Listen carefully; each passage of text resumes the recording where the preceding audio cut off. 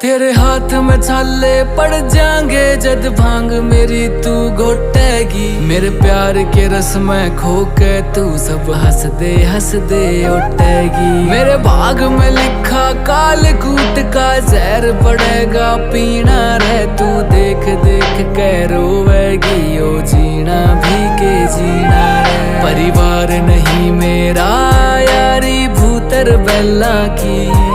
क्यों छोड़ के आवे सुख छोरी तू रानी मैना की। मैं बोला पर्वत कार तू रानी मेला की। तेरी मेरी पार पड़े ना बेशक लिखी पहला की।